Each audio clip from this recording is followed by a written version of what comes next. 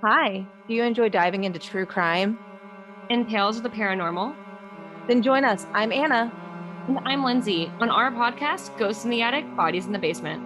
a Fearscape Media Network podcast. New episodes air every other Friday on wherever you listen to your podcasts. Fearscape Media Network, exploring the unknown, one podcast at a time.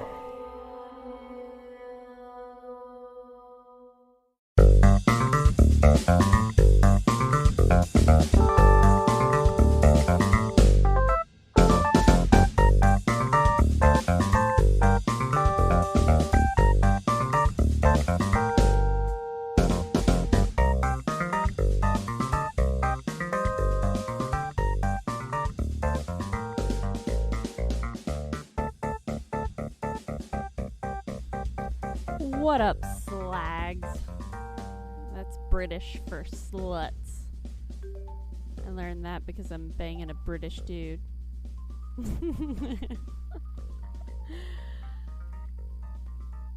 Hi, buddy. I know you're probably listening. Okay, so welcome to Wishful Drinking and Binge Thinking. That's the title of this show. Had to get it straight for a second. I just got very drunk very quickly because I forgot about this on some plum wine. Wait, I forgot to introduce I am your host. Oh, fuck, something shitty for today. Bradford Huntington III. This is Bradford Huntington III. And I have centuries of privilege behind me, which is today's topic. I am drinking some Japanese plum wine that I got from this sweet Asian market. I did not eat the plums that were inside the bottle of wine because they freak me out and they look like giant olives and there's like 8 of them. When I was in college and I was a freshman, my roommate ate an apple out of a big hooch barrel and then threw up like 9 times on the way home. So like eating fruit that's been inside of alcohol kind of also freaks me out. So we're just going to leave that there. Okay, so I have a topic for you today. And it's going to make you uncomfortable. And it's going to make you feel weird inside. This is due. We are going to talk a little bit today about stereotypes and prejudice. It sucks. I don't know. The world's all batshit crazy, and like Ukraine got invaded by Russia, and things are happening, and it's bonkers, and like what? So I guess that inspired me to talk a little bit about how we think inside of our brains when it's about people who are different from us. Although I guess Putin's reasoning is that they're the same as them and he wants them back. I don't know. Fuck that guy. Moving on from politics because I'm not a political person generally, but this is likely the beginning of World War fucking 3. Hopefully not, but fuck.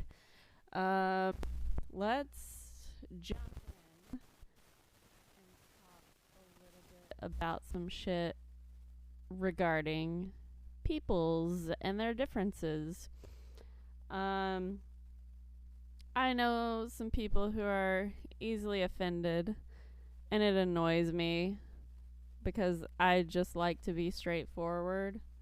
But in the interest of anyone it would make uncomfortable, for all of my examples tonight, I shall use purple people as an example instead of skin colors.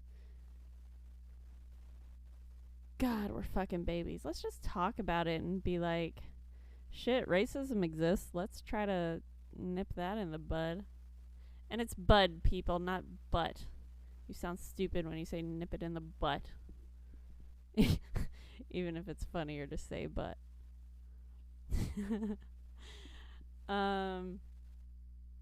So, what the fuck is... You know why we do stereotypes and shit? It's because our brains are lazy as fuck. Like, I'm not kidding you at all. So, basically, our brains try to categorize everything. Like, even things that aren't super similar, we lump them together. Like, a basketball is nowhere near a golf ball, but we still consider them both balls. You play sports with them. We drew one connection between them, and all of a sudden, same thing, they're sports balls. Even though size and color and I don't know, divots, whatever the fuck you call them, it's all different. But we still think of them as the same sort of thing. Our brain categorizes shit because it makes it easier for us. And our brain is always looking to take the easier way out. I'll say that 1,000 times. I've probably already mentioned it before. But we want the easy shit. So, what we do is anytime we see something, we assume it's true for anyone and everything. And we develop that stereotype. So, say that someone told me that the purple people were all cynical and they were all plumbers. I don't know, fuck it. That's the example. Let's stick with that shit. So, I am going to assume that every purple person that I see is cynical and a plumber. Because, one, that's what I've been taught. Or maybe I saw the media running some kind of story about how these purple plumbers, these cynical purple plumbers, or I don't know, my grandparents taught me about them, my parents taught me about them, or even as a kid and you're still forming your ideas, if a purple person talked to you and jokingly said, oh yeah, we're all cynical plumbers, you're gonna fucking take it to heart because you're still learning and absorbing facts and your brain is still categorizing shit. So anyway, once you have this categorization, this stereotype in your brain, it's gonna stay there because your brain thinks it's so smart and it thinks that it's gonna save you all this thinking time by just providing you an answer. Oh, hey, guess what? We already know this. Purple people are all cynical plumbers. But what the fuck happens when you meet a purple person that is not a plumber and is not cynical? What if you meet a very optimistic purple person who's a fucking fashion designer? I don't know. So, you meet this purple person, and logically, you would think that that would make you reevaluate what you thought purple people are and what they do. You become friends with this purple person. You like this purple person, even though you hate cynicism and you hate plumbers, which means you hate purple people. But here, all of a sudden, is this purple person that you like, that's optimistic and happy and bubbly, and they do nothing relating to plumbing at all. And you're like, oh, weird. It's so strange. I like this purple person. But what our brains don't do is say, hey, maybe there are all different kinds of purple people, and we should get to know more of them and figure out what else they like to do, because not all of them clearly are plumbers or cynical. That would be the logical response. But our brains aren't logical. They are efficient. And efficiency and logicalness are not always the same thing. So, instead of trying to figure out all the different types of purple people that are out there, we continue to assume that purple people are all cynical plumbers, except for this one purple person that we know that isn't. And that's fucking stupid. But that's what our brains do, because they think they're being efficient as fuck by having this idea pre-made about a person, so you don't have to figure out who they are later. And it doesn't matter what color you are, or what your age is, or your sexual orientation, or anything, because your brain's going to categorize it based on things you've already learned. Even if you didn't agree with it the first time, your first exposure to the idea is going to be implanted in your brain, and it's going to create that categorization that may or may not make sense. You'll find out later whether it does or doesn't. It takes actual effort for people to break down their stereotypes and prejudices, because they could keep meeting purple people over and over and over again. Be like, oh, this one's a fashion designer, this one is an executive, this one works at a fucking Family Video, if they're still in existence anywhere. Shit. I mean, God, you could keep creating these exceptions in your brain. And the fucking weird thing about stereotypes is that no matter how many exceptions you create, that original stereotype has still been implanted in your brain. And that's still going to be what your brain jumps to every time. And it takes a lot of learning and a lot of practice to make yourself get out of those habits. Which is why there was so much hullabaloo about, fucking hate this word, but being woke. Like, don't be obnoxious about it and post it all over social media and shit. Like, just fucking learn about other cultures and races and ethnicities and shit, you idiots. Like, it doesn't have to be a race or a contest to see who can be more woke, okay? And that started to be what it kind of felt like. Just double check your stereotypes and prejudices so that you're more aware that one idea cannot encompass an entire people. We are just too fucking different as individuals to have such a wide stereotype about any group of people. It's impossible. And, like, you know the weird thing about prejudice? Like, it's like a social psychology thing, but prejudice cannot exist if there weren't already groups created. So, like, if a bunch of individuals show up somewhere, they will end up creating a group, even if they all look different or sound different or speak different languages or anything. Like, they will think of themselves as a group because, oh shit, they all sprang up into existence together in this one place. But I don't know, people have developed prejudices because they put themselves into a group first before putting other people into a group. Like, prejudice can't exist without an initial group. So say I am a teal person. I'm a teal person, and I cannot form an opinion about purple people unless I already think that I belong to the teal people group. So I cannot form negative opinions about other groups unless I think that I am part of some other group. It's kind of like, I don't know, if you go to a college and you support your basketball team at that college,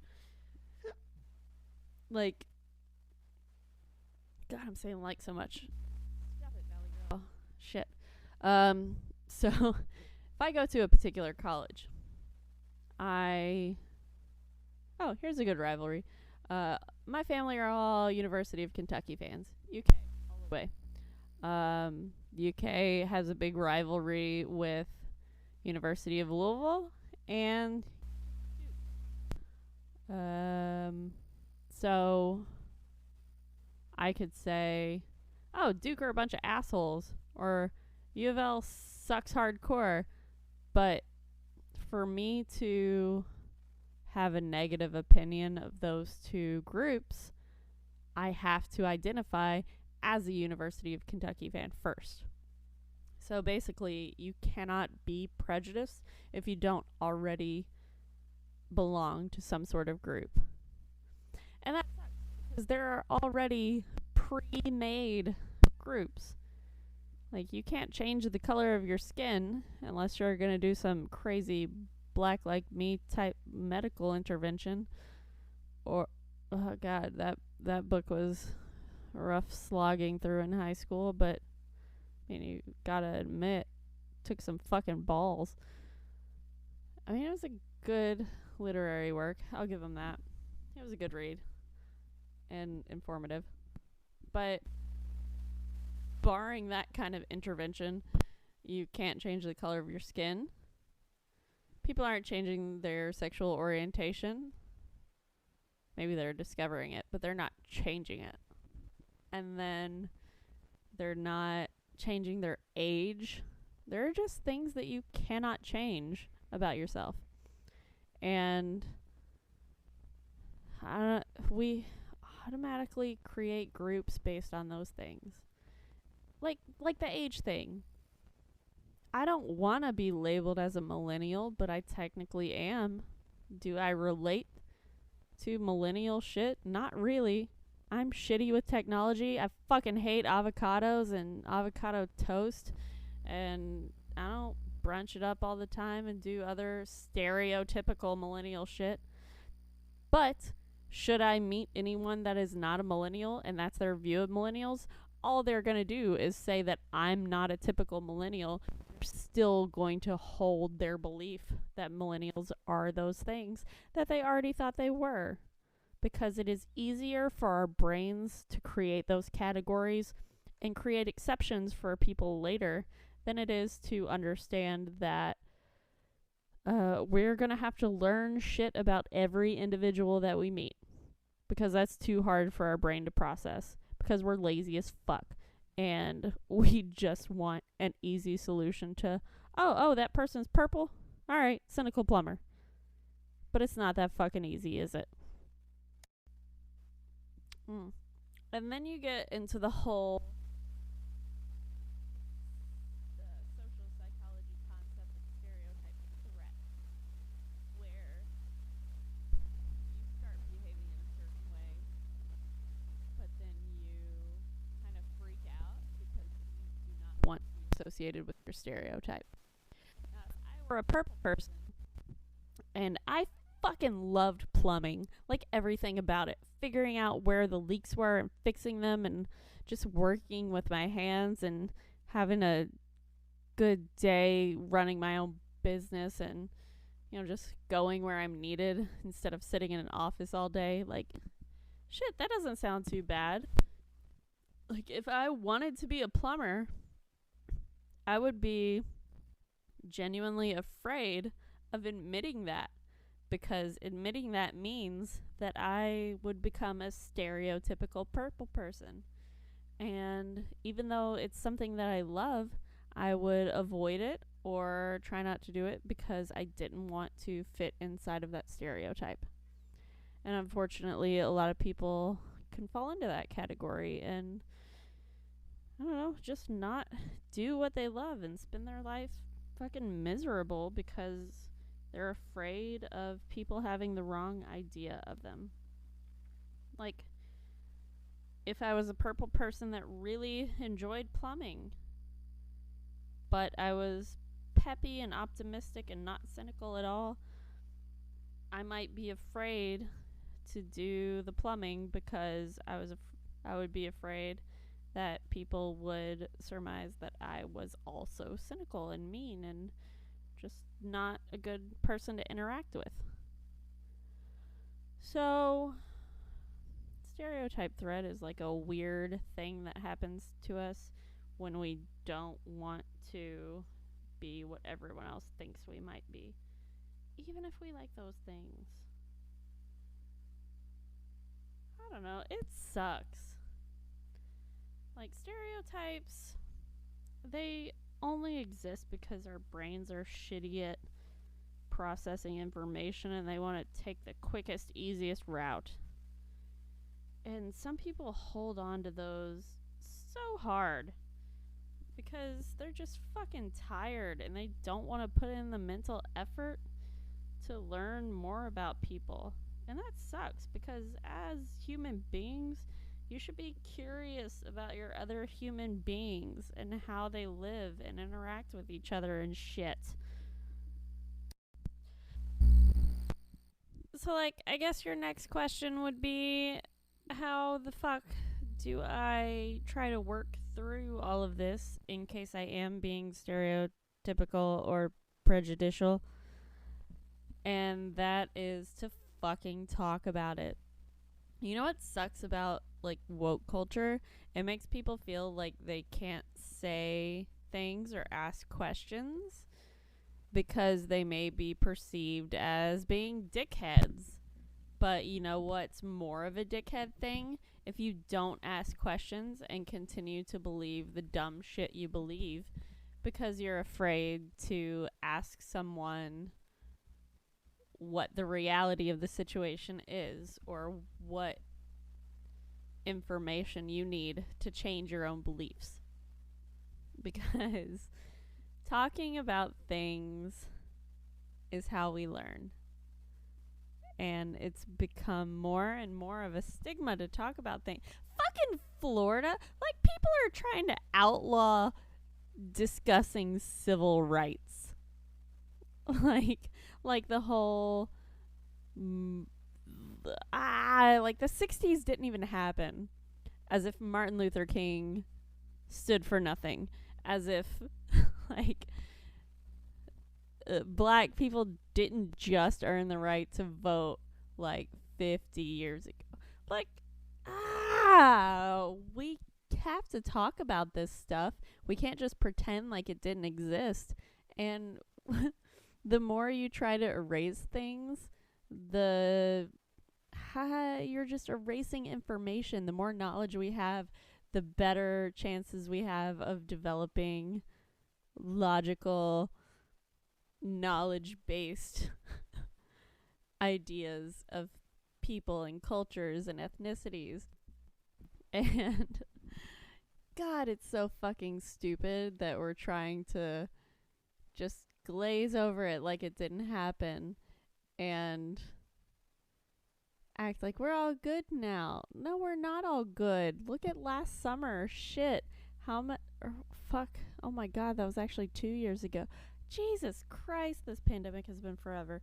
Anyway, the point is, stereotypes and racism are still alive and well. And the civil rights movement made some strides, sure, but it didn't fucking erase racism. And trying to pretend like it didn't happen and not teach our kids about it in school, like, what do you think that will achieve? I mean, you have to understand the past in order not to repeat it. And if you're not allowing people the opportunity to understand the past, then you're just gonna be stuck in the same cycle over and over again, because our lazy ass brains will continue to just come up with its own explanation for shit and not change that explanation. Even if you meet some purple people and they don't fit into your idea of what a purple person should be. And that's why stereotypes and racisms it's so hard to combat, because people are so uncomfortable by saying the wrong thing, or that they might get chewed out for an opinion, or instead of just talking about it and learning better from people who actually know. Just as a society, we need to do better about education. when it comes to uncomfortable topics. I am going to admit that I did not know a lot of this until I was older. Sure, I learned the basics in school, like Martin Luther King and who he was and what he stood for. And honestly, I went to a pretty fucking white, Catholic, tiny ass grade school. And if I didn't have one black kid in my class, I probably would have been fucking confounded out in the real world trying to figure out what a real black person was like. But luckily, we had one black kid in our class, and I was able to understand, oh, this is just another fucking person. Not everyone is so, exposed. That I don't think I met a Hispanic person until I was in college. God damn. Like, it's so fucking sheltered in some areas.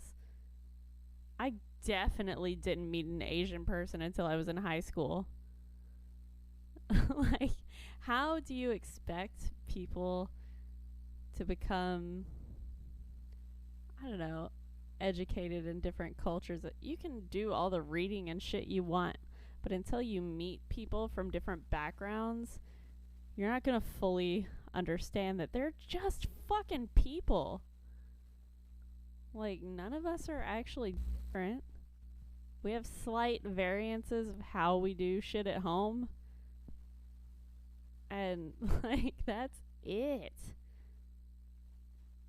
Like, there is really no big ass differences between any group of people.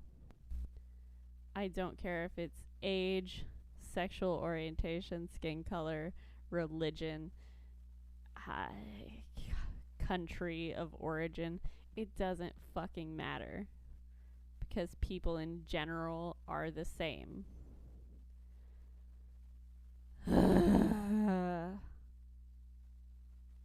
God, this topic is exhausting because, like, I don't know, part of it feels too preachy and another part of it feels like, why should I have to preach it? It's fucking common sense.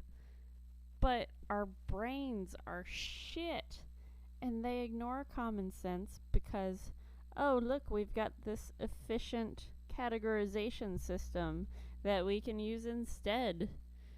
And for some reason, your brain defaults to that instead of actually breaking things down and logically arguing against bullshit.